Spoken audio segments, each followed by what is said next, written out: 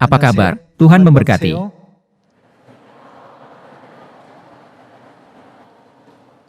Tuhan memberikan Alkitab kepada kita untuk menyadarkan kita dunia rohani yang belum kita ketahui.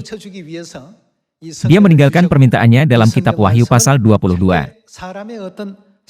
bahwa kita tidak boleh menambah atau mengurangi kata-kata Alkitab ini dengan pikiran atau kebijaksanaan kita sendiri. Di dalam Kolose pasal 1 ayat 26, tertulis bahwa Kristus adalah rahasia Tuhan yang tersembunyi dari abad ke abad dan dari turunan ke turunan. Jika kita menyadari Kristus, kita akan memecahkan teka-teki yang terbesar dari seluruh Alkitab. Kemudian, di dalam Kristus, tidak hanya ada kebenaran tentang Bapa.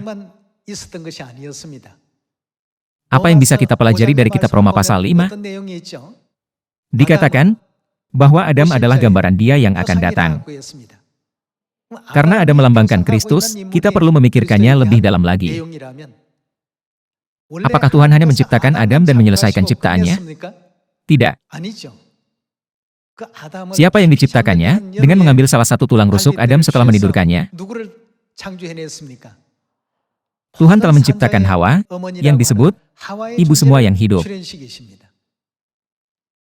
Semua hal ini tidak hanya dicatat dalam 66 buku dalam Alkitab tanpa alasan. Semuanya mengandung kehendak Tuhan yang sungguh-sungguh ingin diajarkannya kepada seluruh umat manusia. Jika kita tidak memahami kehendak Tuhan yang begitu mendalam, kita tidak akan menerima Kristus yang datang untuk kedua kali dan Ibu Sorgawi. Dan jika kita gagal mengenal Bapa dan Ibu, kita tidak akan mengenal saudara dan saudari rohani kita. Pada akhirnya, kita tidak akan menemukan cara untuk menerima pengampunan dosa dan memulihkan kerajaan sorga yang telah hilang. Sebaliknya, kita akan jatuh ke dalam kebinasaan abadi tanpa menemukan apapun selama hidup kita. Itu akan menjadi kehidupan yang sangat malang. Baik kita hidup dengan nyaman maupun tidak, baik menikmati sesuatu maupun tidak, lamanya waktu yang diberikan kepada kita hampir sama. Namun, seperti yang tertulis dalam kitab Ibrani pasal 9 ayat 27, manusia ditakdirkan untuk mati satu kali saja. Kemudian apa yang terjadi setelah itu? Bukankah dikatakan bahwa mereka akan dihakimi? Istilah dihakimi bisa diganti dengan kata diadili. Pernahkah ada kasus di mana seseorang diadili meskipun dia tidak melakukan kesalahan? Tidak ada. Jadi itu berarti bahwa semua umat manusia melakukan sesuatu yang layak untuk diadili. Itulah sebabnya Alkitab berkata bahwa semua manusia berada di bawah kuasa dosa. Dengan kata lain, kita semua adalah orang berdosa. Menurut Alkitab, kita semua harus melalui tahap penghakiman. Apa yang telah kita jalani di bumi ini selama hidup kita? Apa yang telah kita sadari? Dan firman siapa yang telah kita taati? Itu adalah hal yang paling penting dalam pengadilan. Oleh karena itu, menurut perbuatan kita, Tuhan akan melakukan apa? Dia akan membalas kita, bukan? Selain itu, bukankah Tuhan berjanji akan membuka jalan bagi kita untuk memasuki sorga? Ketika kita bertemu Tuhan di bumi ini, mengikuti ajarannya, dan menjalani kehidupan penebusan dosa dan pertobatan, marilah kita menyadari rahasia Tuhan, yaitu Kristus, dan rahasia roh dan pengantin perempuan. Mari kita benar-benar menaati dan mengikuti semua ajaran yang telah diberikan Tuhan kepada kita, ketika Ia datang sekali lagi untuk menyelamatkan kita, sehingga kita akan dilahirkan kembali.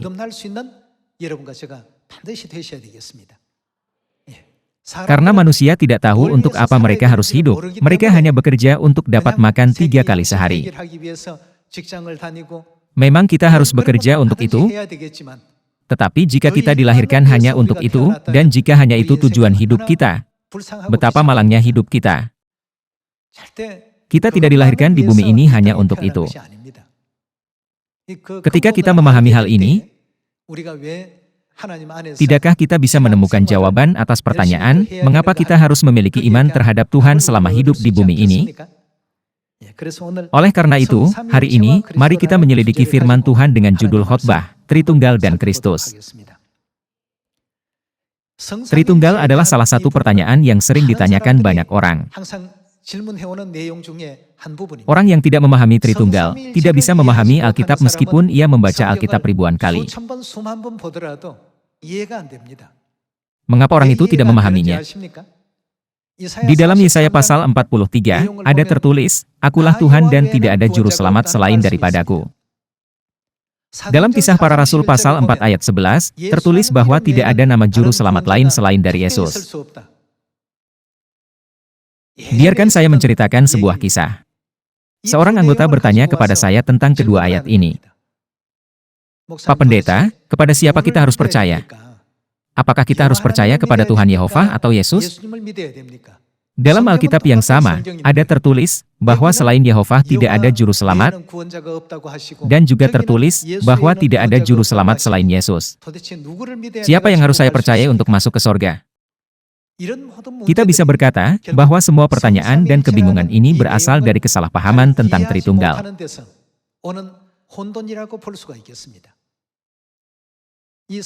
Kita juga harus memeriksa Tritunggal secara menyeluruh. Apakah benar-benar ada ajaran tentang Tritunggal? Bukankah kita harus memastikannya melalui Alkitab? Jadi, hari ini, mari kita meluangkan waktu untuk mempelajari kehendak Tuhan mengenai hal ini bersama-sama. Pertama, mari kita memahami istilah Tritunggal. Apa arti dari kata Tritunggal? Itu berarti Tuhan Tritunggal. Dengan kata lain, keesaan dari tiga posisi. Tuhan Bapa dan Tuhan Anak yang telah datang sebagai manusia. Dan Alkitab juga menjelaskan tentang Tuhan yang bekerja sebagai Roh Kudus. Ketika kita menyadari hal ini, barulah kita bisa mulai memahami Alkitab. Kalau kita membaca Alkitab seperti sebuah novel atau buku lain tanpa memahami hal ini, kita pasti akan bingung karena Alkitab terdiri dari berbagai macam isi. Seperti kitab-kitab nubuat, puisi, dan sejarah. Oleh karena itu, ketika kita memiliki pengetahuan yang benar tentang Tritunggal, kita semua bisa memahami dengan tepat apa yang dimaksudkan Yesus saat dia berkata bahwa seluruh Alkitab memberi kesaksian tentang dia. Mengapa tertulis dalam kitab Yesaya bahwa selain Yehova tidak ada juru selamat, dan dalam Kisah Para Rasul pasal 4 bahwa tidak ada nama lain yang melaluinya kita bisa diselamatkan selain Yesus? Jika kita mempelajari ayat-ayat ini secara terpisah, Alkitab tampaknya merupakan sebuah kontradiksi. Kalau begitu, nama Tuhan yang mana yang harus saya percayai untuk diselamatkan dan masuk ke sorga? Kita bisa memiliki pemikiran seperti itu meskipun kita tahu bahwa semua firman Alkitab adalah firman Tuhan. Hal ini menunjukkan mengapa kita perlu mempelajari tentang Tritunggal. Tritunggal artinya Bapa, Anak, dan Roh Kudus tidak berbeda, tetapi satu dan Tuhan yang sama. Dengan kata lain, satu Tuhan memainkan tiga peran. Dia memainkan peran Bapa, Anak, dan Roh Kudus. Ini tidak berarti bahwa Bapa, Anak, dan Roh Kudus ada secara terpisah. Ketika kita memahami bahwa satu Tuhan memainkan tiga peran, ayat-ayat ini tidak lagi menjadi kontradiksi. Tuhan hanya dikenal sebagai Yehova pada zaman Bapa, sebagai Yesus pada zaman Anak, dan sebagai Kristus Angsanghong nama baru Kristus pada zaman Roh Kudus. Anda bisa memahami Tritunggal dengan mudah jika Anda berpikir tentang air dalam kehidupan sehari-hari. Apabila dalam keadaan cair, ini disebut air. Namun, ketika air mendidih pada suhu lebih dari 100 derajat Celcius, itu menguap di udara menjadi gas.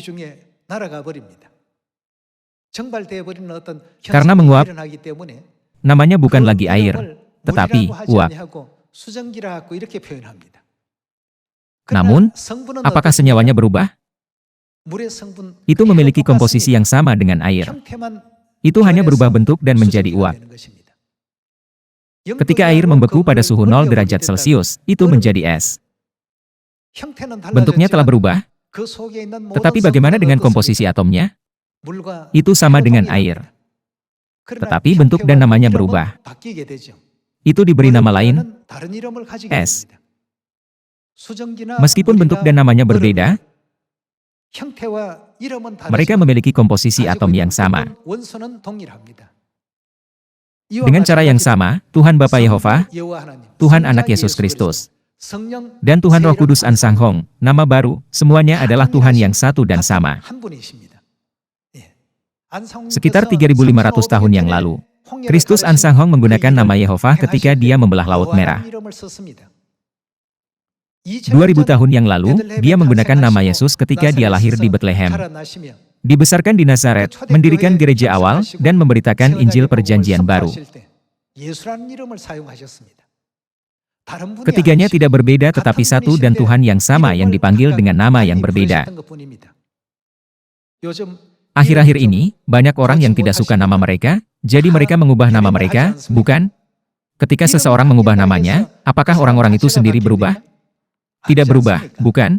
Ketika kita memahami hal ini, kita bisa menyadari, apa yang dilakukan Tuhan Yehova adalah apa yang dilakukan Yesus Kristus. Dan apa yang dilakukan Yesus Kristus adalah apa yang dilakukan oleh nama baru An-Sang-Hong. Kita tidak boleh menganggap Tuhan itu berbeda karena namanya berbeda. Dia adalah satu Tuhan yang sama. Hari ini, kita akan memahami semua hal ini melalui Alkitab. Mari kita memastikan hal ini melalui Alkitab bersama-sama. Silakan buka Filipi pasal 2. Pasal 2 ayat 5 kita baca. Hendaklah kamu dalam hidupmu bersama, menaruh pikiran dan perasaan yang terdapat juga dalam Kristus Yesus. Di sini, dijelaskan tentang Kristus Yesus. Yang walaupun dalam rupa siapa? Rupa Allah. Siapa yang dimaksud dengan Allah dalam ayat ini? Dia adalah Tuhan Yehova. Jadi, siapakah sebenarnya Tuhan Yehova? Dialah Yesus. Dengan kata lain, Yesus dan Yehova adalah satu dan Tuhan yang sama. 3.500 tahun yang lalu, pada zaman Bapa, Tuhan menggunakan nama Yehova. Kemudian, dia datang dengan nama Yesus pada zaman Anak. Dan pada zaman Roh Kudus, dia akan muncul untuk kedua kalinya dengan nama baru Yesus, untuk memberikan keselamatan kepada umat manusia. Inilah sesungguhnya yang dijelaskan Alkitab. Walaupun namanya berbeda, itu tidak berarti bahwa Tuhan Yehova, Yesus dan Roh Kudus nama baru itu berbeda. Jika mereka berbeda, kata Tritunggal tidak tepat. Kata Tritunggal berarti Tuhan Tritunggal. Ini menyiratkan bahwa tiga adalah satu. Mari kita baca Yesaya pasal 9. Di dalam Yesaya pasal 9 dari ayat 1, tertulis berbagai nubuat tentang kelahiran Yesus. Mari kita baca ayat 5. Sebab seorang anak telah lahir untuk kita, seorang putra telah diberikan untuk kita, anak dan putra di sini adalah Yesus. Lambang pemerintahan ada di atas bahunya, dan namanya disebutkan orang, penasihat ajaib. Penasihat ajaib. Ini salah satu gelar Yesus Kristus. Kemudian anak ini disebutkan sebagai apa? Allah yang perkasa. Lagi apa? Bapa yang kekal. Di sini tertulis bahwa dia disebutkan Bapa yang kekal. Siapakah akan disebutkan Bapa yang kekal? Putra yang akan lahir itu. Oleh karena itu, ketika Tuhan Yehova yang berada dalam tubuh rohani datang ke bumi ini sebagai manusia, dia datang dengan nama Yesus untuk menjalankan misinya sebagai anak.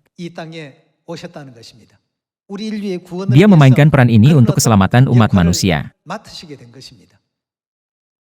Ada tertulis bahwa Bapa yang kekal lahir di bumi sebagai seorang anak dengan peran sebagai putra. Kita harus memahami hal ini dengan jelas. Bukankah seorang anak dan seorang putra di sini merupakan Yesus Kristus? Menurut kitab Filipi, siapakah Yesus itu?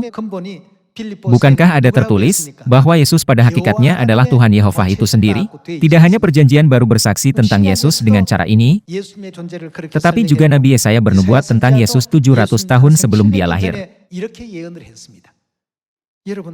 Saudara-saudari, bukankah kita cukup memahami Tritunggal dengan dua ayat ini saja? Adakah yang masih berkata, Yehova dan Yesus berbeda? Tuhan Bapa yang kekal lahir di bumi ini dengan nama Yesus untuk berperan sebagai anak.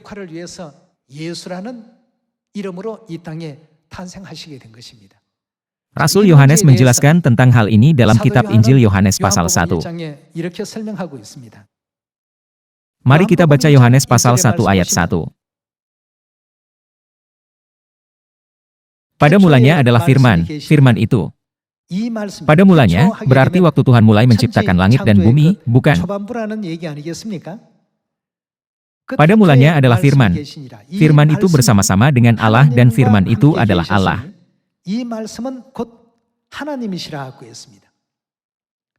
Siapakah nama Tuhan yang berkata, jadilah terang? Dia adalah Tuhan Yehova. Mari kita baca ayat 2. Ia pada mulanya bersama-sama dengan Allah. Segala sesuatu dijadikan oleh Dia dan tanpa Dia tidak ada suatu pun yang telah jadi dari segala yang telah dijadikan. Dikatakan bahwa Dia adalah Tuhan yang telah menciptakan segala sesuatu. Tuhan digambarkan sebagai firman itu. Mari kita baca ayat 14 untuk mengetahui bagaimana firman yang adalah Tuhan akan muncul di bumi ini. Ayat 14.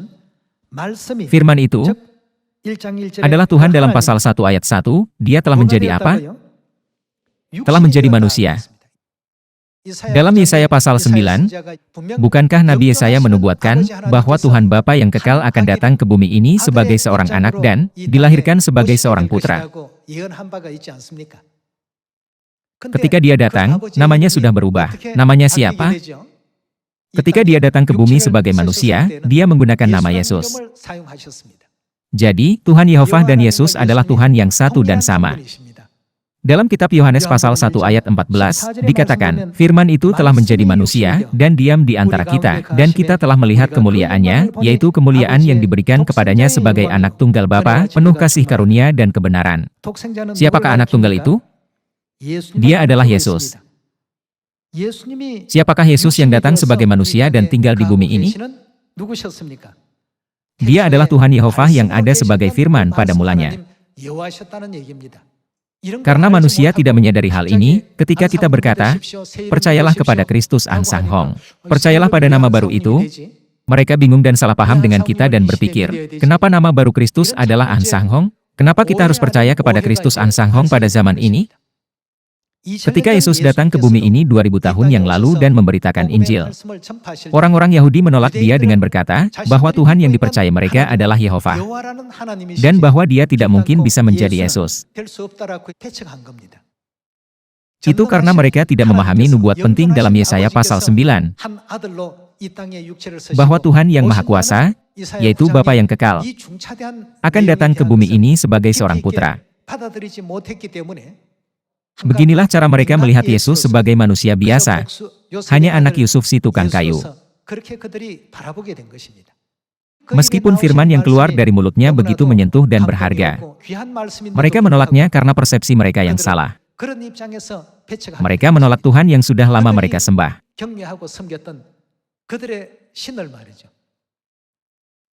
Mereka menolak Tuhan yang Maha Kuasa, meninju Dia, dan tidak segan-segan melontarkan segala macam hinaan dan kutukan terhadapnya.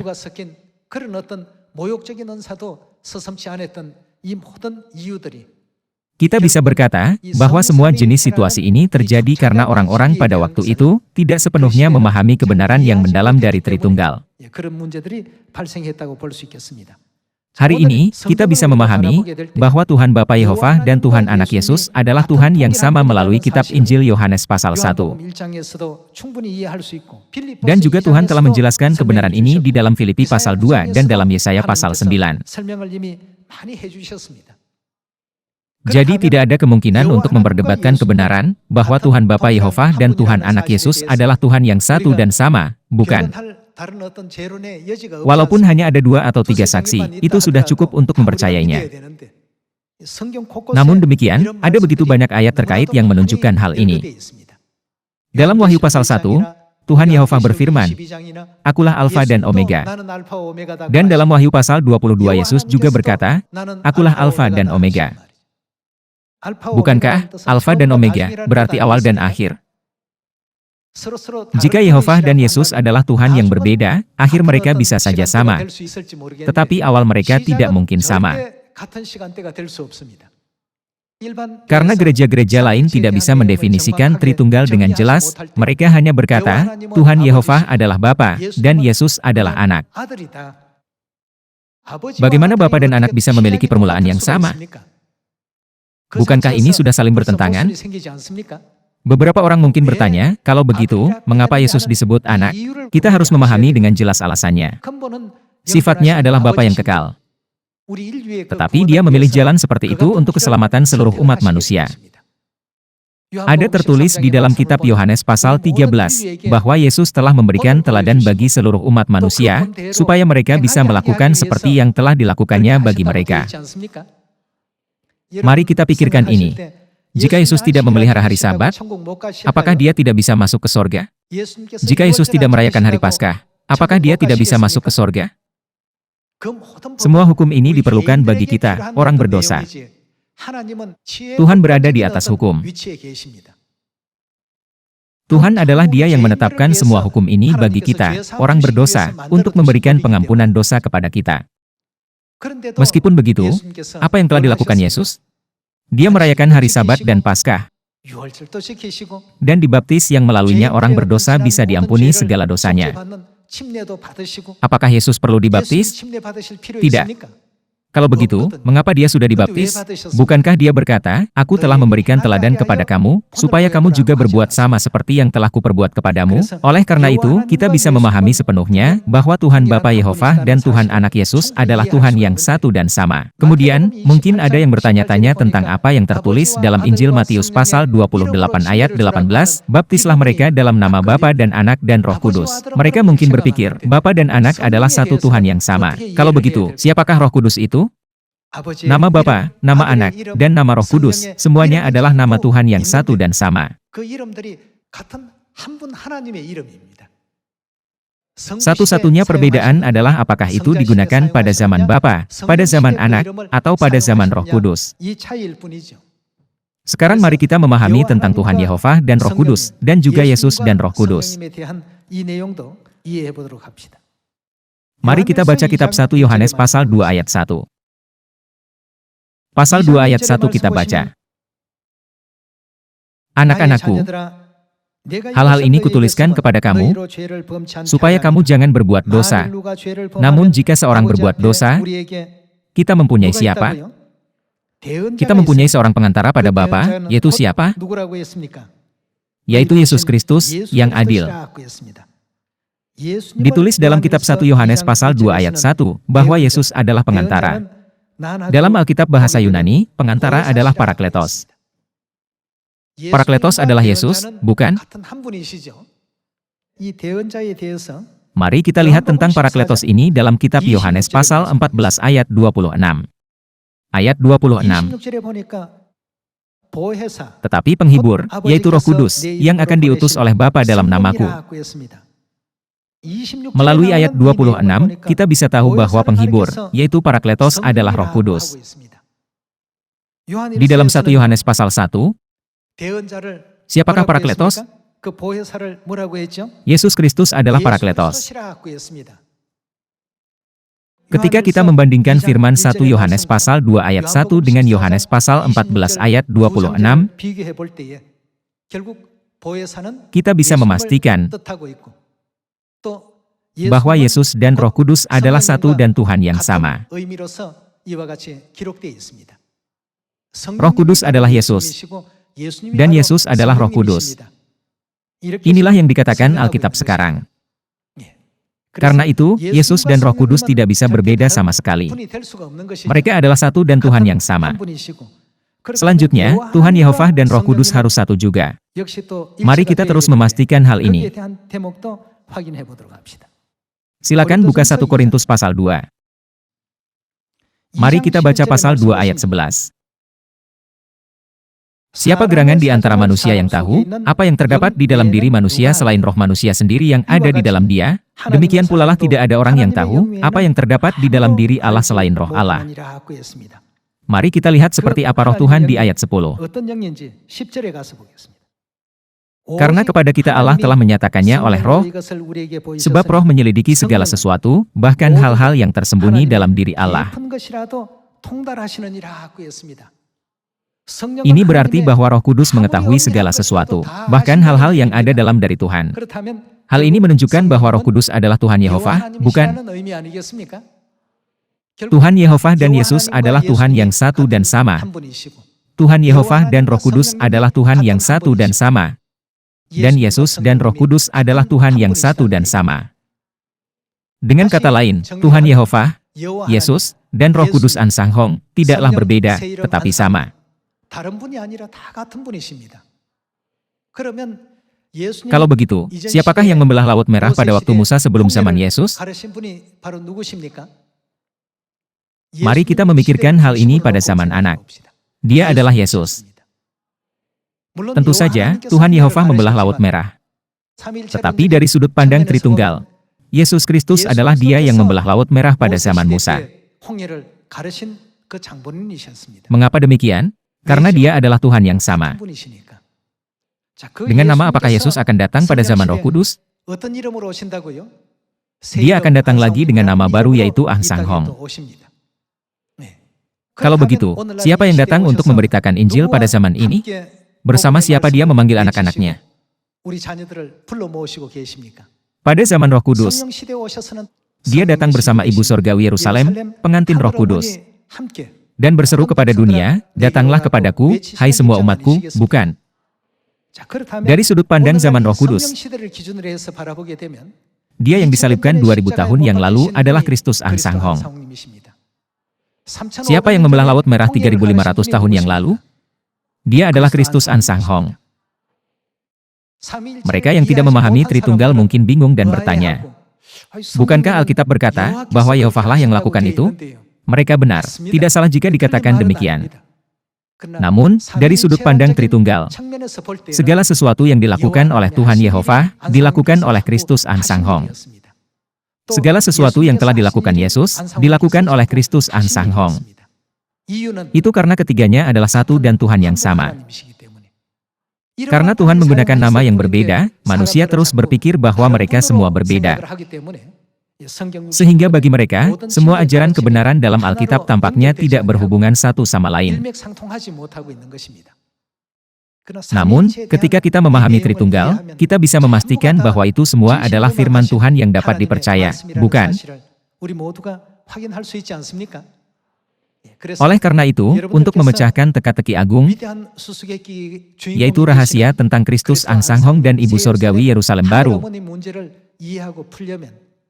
pertama-tama kita harus memahami Tritunggal.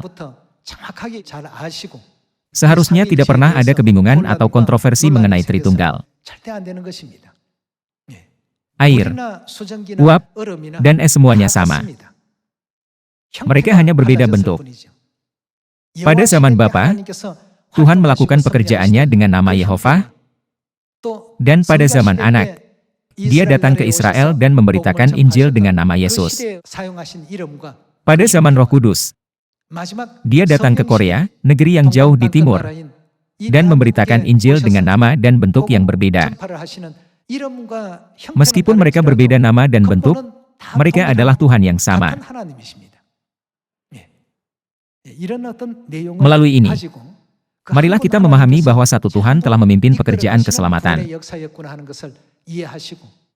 Tokoh yang memiliki nama baru itu pasti akan muncul di bumi ini dengan kebenaran Paskah Perjanjian Baru, yang merupakan meterai Tuhan. Ketika kamu melihat Dia muncul dengan meterainya, kamu harus segera mengikutinya dengan menjawab, "Amin," dan harus menjadi anak-anak sorgawi. Tuhan sedang memimpin kita ke jalan itu di Sion, bukan? Saya berharap kita semua akan memiliki iman yang teguh terhadap Bapa dan Ibu, supaya kita bisa memasuki kerajaan sorga. Saya menutup khotbah ini. Terima kasih.